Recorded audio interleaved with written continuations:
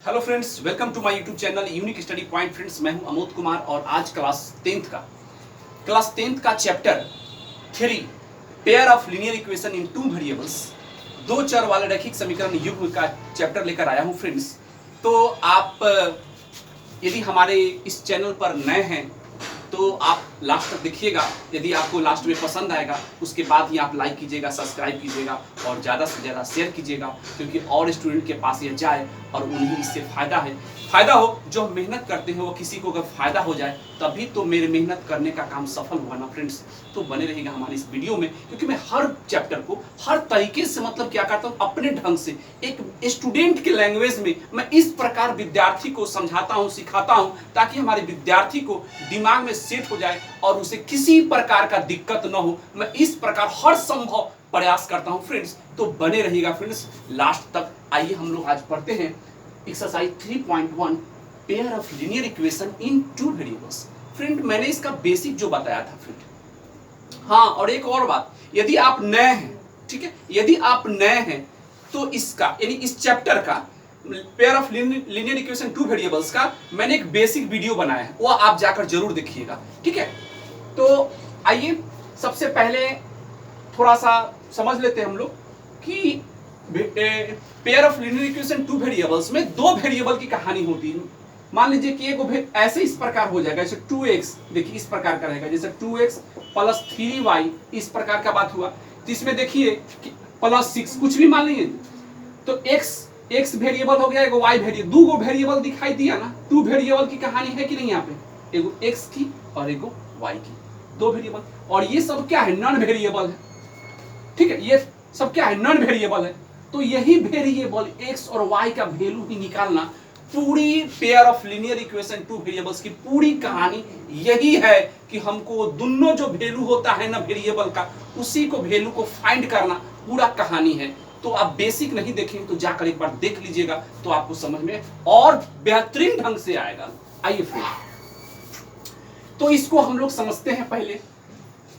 Exercise 3.1 का question number 1, इसमें कहता है Aftab tales his daughter 7 years ago I was 7 times as old as you were then, also 3 years from now I shall be 3 times as old as you will be represent this situation algebraically and graphically।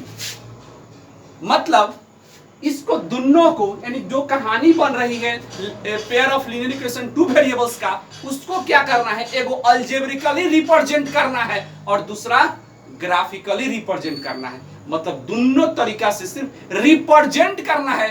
As नहीं कहता है find करने के लिए कि बताइए कि आफ्ताब का एज कितना है और उसकी बेटी का एज कितना है, वह निकालने के लिए नहीं कर रहा है, सिर्फ कह रहा है कि इसको अल्जेब्रिकली रिप्रेजेंट करके दिखाइए और ग्राफिकली रिप्रेजेंट करके दिखाइए, यानी सिर्फ इक्वेशन बनाकर हमको दिखाना है। फ्रेंड, तो बने रहिएगा, हड़बड़ाइएगा नहीं, हार्ड नहीं है यार। यदि हार्ड लगता होगा ना तो आज से मैथ ना आपका गुलाम हो जाएगा, फिर कहिएगा अरे वाह क्या मैथ है, खूब मजा आएगा आपको मैथ पढ़ने में। आप बने रहिए।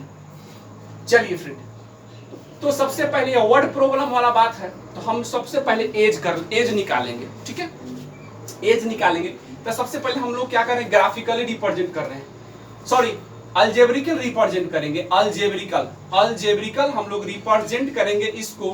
तो बने रहिए, भागिएगा नहीं कहीं। हाँ, अल्जेब्रिकल रिप्रेजेंटेशन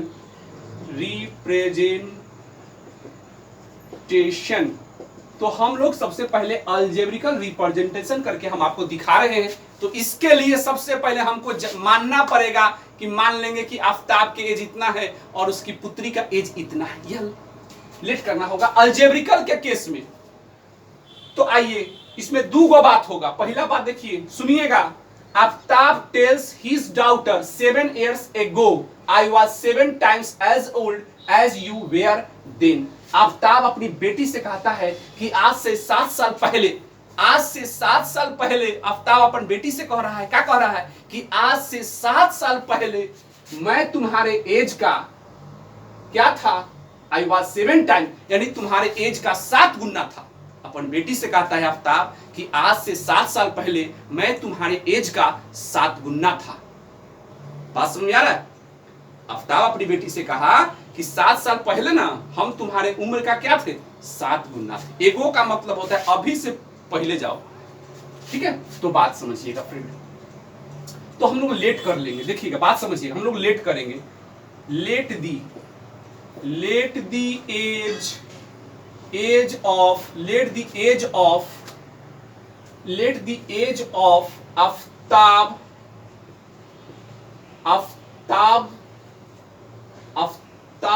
डाउटर, उसकी बेटी के एज को मान लिए हम लोग। Let the age of Aftab daughter, एक मान लिए कि आफ्ताब की बेटी कितने साल की है, x साल की है। बात समझिएगा। And the age of Aftab, और आफ्ताब के एज को हम लोग y मान लिए। बात समझिएगा पहले।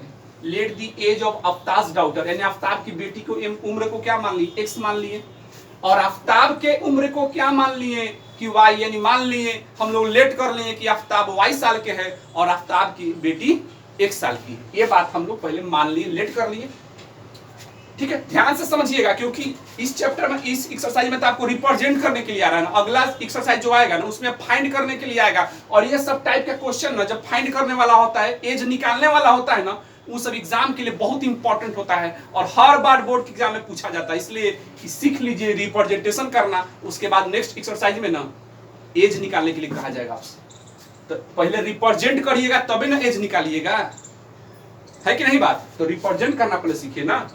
तो लेट कर ले, let the age of Aftab daughter be x, Aftab के डाउटर को x मान लिए और आफ्ताब के उम्र को y मान लिए, ठीक है। बात समझ में आ गया होगा। According to the question, okay. तो क्वेश्चन के अनुसार आइए, यानी क्वेश्चन में क्या कहता है। तो क्वेश्चन में कहा था कि 7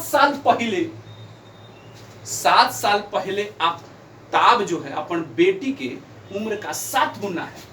तो बताइए, बेटी में अगर 7 साल पहले की कहानी है तो अभी ओकर बेटी 1 साल के है आफ्ताब के, तो 7 साल पहले ओकर बेटी 7 साल कम होगी, तो 7 घटा दिए कि नहीं ओकर एज में, 7 साल कम कर लिए। आफ्ताब की बेटी अभी 1 साल के है, तो 7 साल पहले कितना थी, अभी आप 15 साल के हैं, तो 5 साल पहले कितने साल के थे, अभी आप 15 साल के हैं, तो 5 साल पहले कितने साल के थे, 10 साल के थे। 5 कम किए कि नहीं किए, वही बात यहाँ है। तो 7 साल पहले अभी 1 साल के हैं, तो 7 साल पहले 7 कम ना होगा, तो 7 कम कर दिए। क्या था उसके आफ्ताब में भी ना 7 साल कम होगा, तो ये हो गया बराबर, लेकिन बराबर नहीं है बात यहाँ। यानी 7 साल पहले कौन, आफ्ताब वाला y है, ये क्या था, बेटी जो 7 साल पहले, यानी आफ्ताब 7 साल पहले अपन बेटी के उम्र का 7 गुना था, तो बेटी भी 7 साल पहले और बाप भी 7 साल पहले जाएगा। 7 गुना, यानी बेटी के ना 7 गुना था, तो 7 से यहाँ गुना कर दिए, हो गया बात खत्म।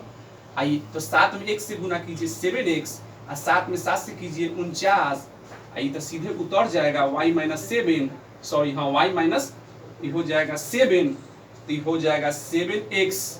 आई y इधर आएगा तो माइनस y, आई माइनस 7, ये उधर जाएगा तो माइनस से उधर जाएगा तो क्या हो जाएगा, प्लस 49, ये ना होगा। अब देखिए, इस 7x का 7x, ये माइनस y है तो माइनस y रहेगा।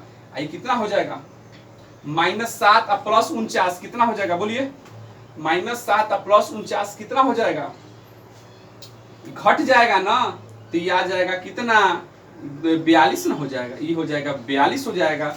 तो इस प्रकार, या ऐसे भी हो सकता है, या हम इसको ऐसे भी लिख सकते हैं, उधर 42 इधर माइनस कर लेंगे, प्लस में उधर इधर कर लेंगे तो माइनस में हो जाएगा, ये हो गया इस प्रकार बराबर 0। इक्वेशन फर्स्ट हो गया। इस प्रकार की एगो इक्वेशन पता कर लिए, लेकिन यहाँ 2 इक्वेशन की बात है, pair of linear equation in 2 variables, and equation का पेयर जोड़ा होना चाहिए ना, तो ये एगो इक्वेशन निकला, यानी एगो बात का बात हुआ। अभी तो एक बात कहा था ना, अभी एगो और बात है, क्या बात है कि also 3 years from now, अब से 3 साल बाद, I shall be 3 times as old as you will be, मतलब अभी से 3 साल बाद जो पिता है उसका आफ्ताब जो है अपनी बेटी के उम्र का 3 गुना हो जा रहा है 3 साल बाद, यानी अब से 3 साल बाद आफ्ताब अपनी पुत्री के उम्र का 3 गुना हो जाएगा। तो आइए इसको इक्वेशन 2 में हम इसको रिप्रेजेंट करते हैं। अब इसको तो आइए इसका दूसरा इक्वेशन हम निकालते हैं। एक तो इक्वेशन निकल गया, अब दूसरा इक्वेशन देखिए। अब दूसरा बात इसमें कहा क्या कह रहा है, तो कह रहा है कि अब से 3 साल बाद आफ्ताब अपनी पुत्री के उम्र का 3 गुना हो जाएगा। तब पुत्री अभी 1 साल की है, तो 3 साल के बाद पुत्री x+3 हो जाएगी। तो उसके पापा भी 3 साल बढ़ जाएंगे, है कि नहीं। आफ्ताब यदि y साल के हैं तो 3 साल के बाद वो y+3 हो जाएगा ना। तो बेटी भी 3 साल बढ़ गया, पापा भी बढ़ गया 3 साल, लेकिन पापा बेटी के 3 गुना हो जा रहे हैं। 3 से यहाँ गुना कर दिए, बात खत्म। चलिए तो इसको गुना करना है ना, तो 3 अरे ब्रैकेट है तो गुना ना कीजिएगा, तो 3 में 1 से करिएगा तो 3x होगा, 3 में 3 से कीजिएगा 9, आई बच गया y+3। तो एक वेरिएबल वाला को एक तरफ करिए, उधर y इधर आएगा -y, i+3 बचाइए, 9 उधर जाएगा तो -9, तो 3x - y, या 3 में से 9 जाएगा -6 हो जाएगा। ये हो गया इक्वेशन 2। आपको पता है एक और इक्वेशन निकाले थे, कौन निकाले थे इक्वेशन? चलिए हम दोनों, तो निकल गया नहीं, दूसरा निकल गया। तो पहला एगो था, क्या था? 7x - y = 42। अरे भाई -42 लिखिए, =0, चाहे ऐसे लिखिए, बराबर। तब यही ना उधर जाएगा तो प्लस हो जाएगा। बात समझते हैं नहीं है। तो इक्वेशन 1 हुआ ही, इक्वेशन 2 निकाल लिए हैं, -6 लीजिए। यही दोनों रिप्रेजेंट हो गया। यही बात हो गया कि नहीं, यही दोनों मेन बात हो गई। तो रिप्रेजेंट कर दिए इसको, कैसे? अलजेब्रिक एक्सप्रेशन से इसको रिप्रेजेंट कर दिए, यही बात हो गया खत्म। तो एक तक काम हो गया, अलजेब्रिक एक्सप्रेशन से हम रिप्रेजेंटेशन कर दिए। अब हम लोग इसको ग्राफिकली रिप्रेजेंटेशन कैसे करेंगे, आइए हम आपको बताते हैं। आइए फ्रेंड्स, तो ग्राफिकली रिप्रेजेंट हम लोग कैसे करेंगे सो देखिएगा।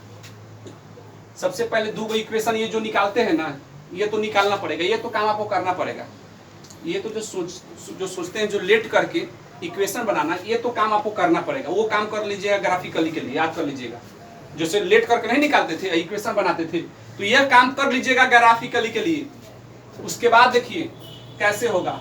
इसमें 2 केस है, तो फॉर अभी निकालिए 7x - y 42, ये वाला। तो इसके लिए हम देखिए क्या करेंगे, इस प्रकार हम बनाएंगे। देखिए, चलिए ये हो गया। इस प्रकार ऐसे कर दीजिएगा, इस प्रकार ऐसे कर दीजिए। x हो गया, y हो गया। तो कम से कम 2 निकालना पड़ता है, याद रखिएगा। कम से कम 2 निकालना पड़ता है, याद करिए, बात समझिएगा।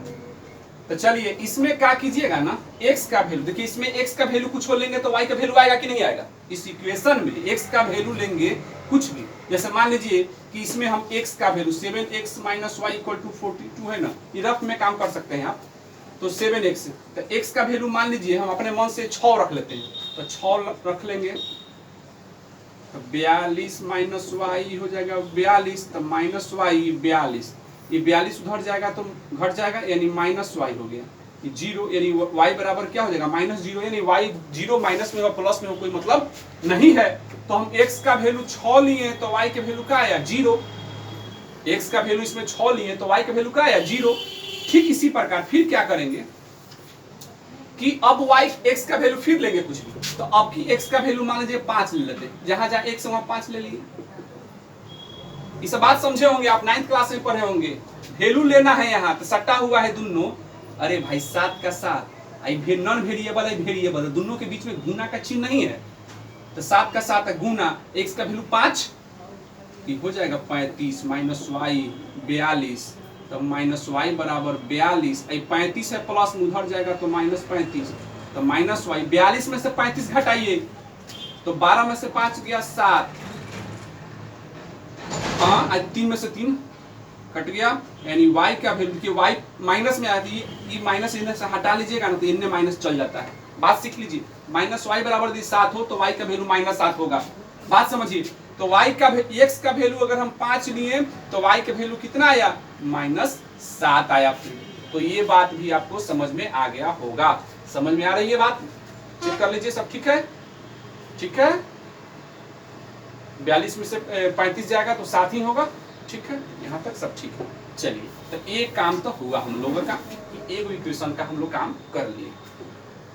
अब देखिए इसी में देखिए, चाहे चलिए यहाँ लिख देते हैं और अब एक इक्वेशन कौन बचल, एक इक्वेशन बचल है 3x - y = -6 बचल। अब इसका निकालेंगे तो इसका बक्सा बना लीजिए, इससे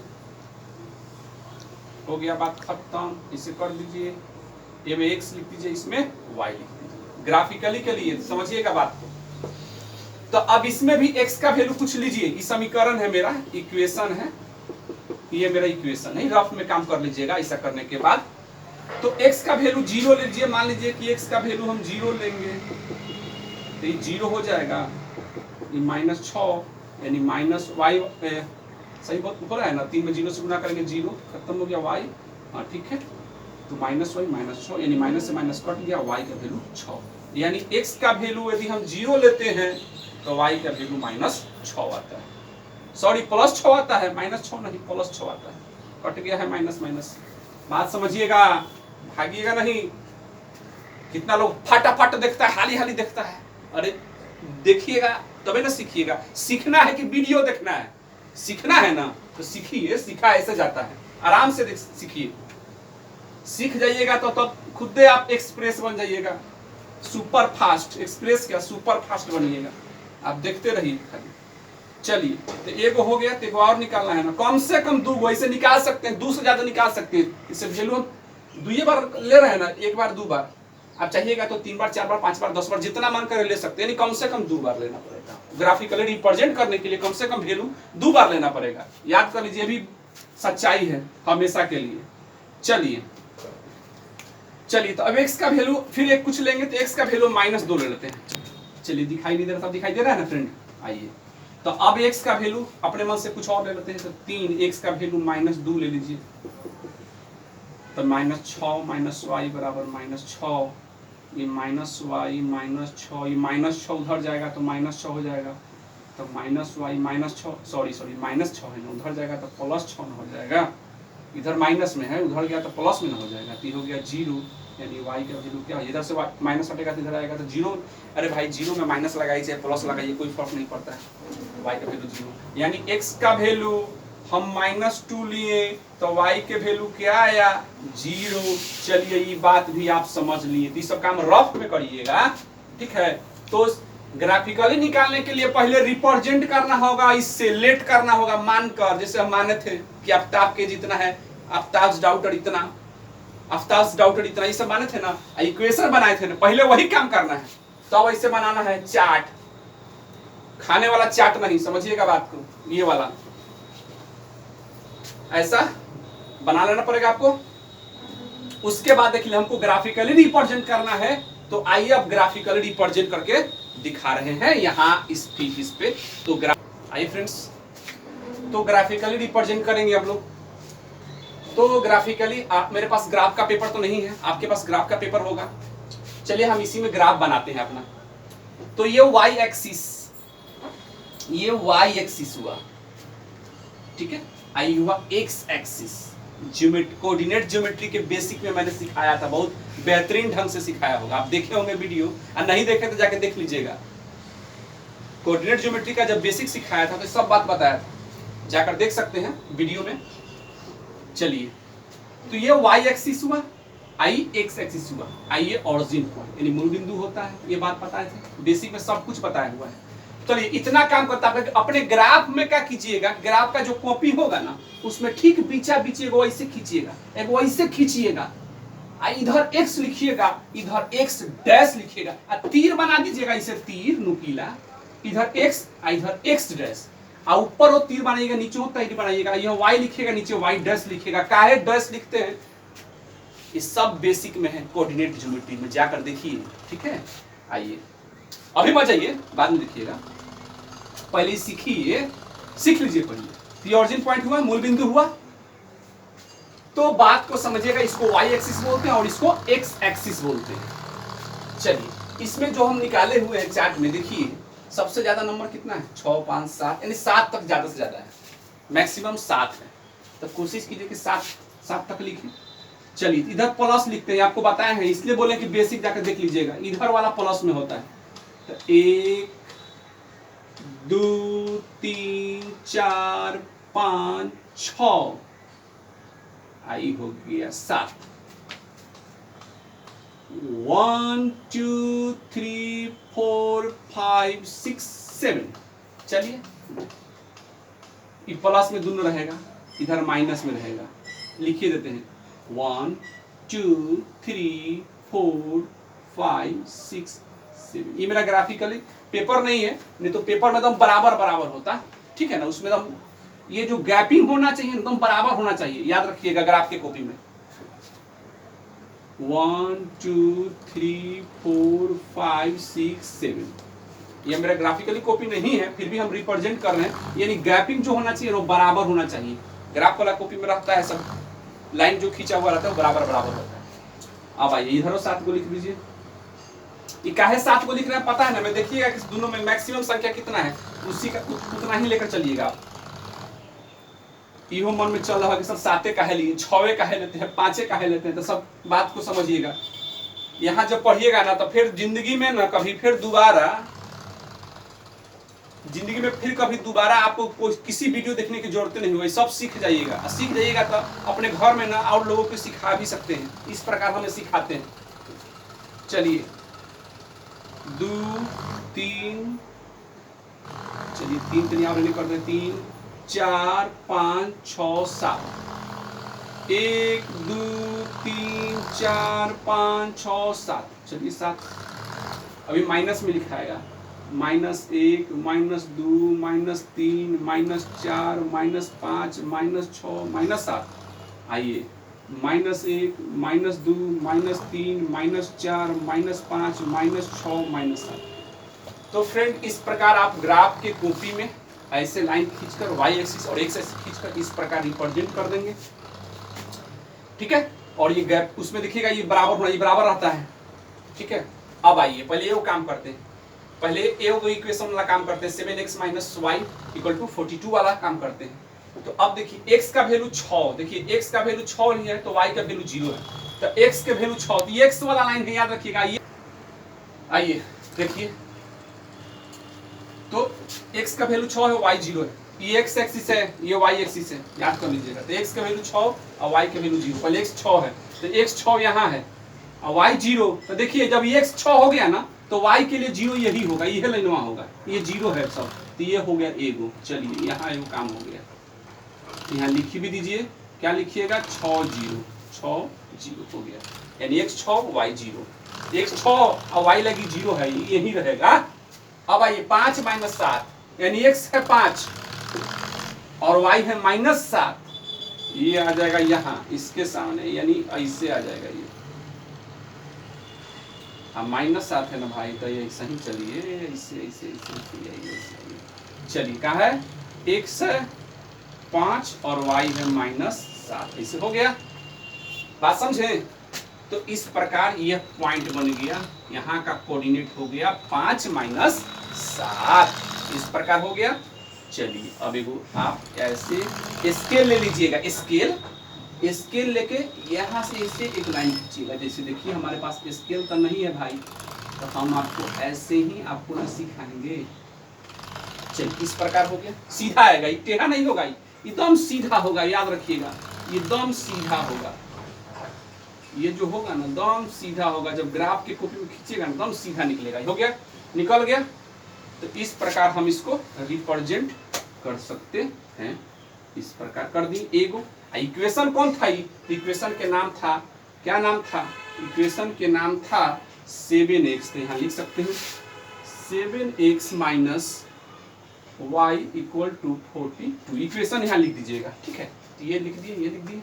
यहाँ कुछ भी चाहिएगा तो लिख सकते हैं, ABCD अपना मन से चाहिए तो लिख सकते हैं, मन करेगा तो यहाँ लिख दीजिए AB, कुछ भी लिखिए। चलिए दूसरा, ये बात एक इक्वेशन का काम हम कर दिए। अब देखिए दूसरा में है x है 0 और y 6, तो x 0, तो 0 तो है ही है 0, y 6, तो y पर जाइए 6, यही रहेगा बस। तो यहाँ का कोऑर्डिनेट हो गया x 0 y 6, हो गया बात खत्म। -2 0 यानी x से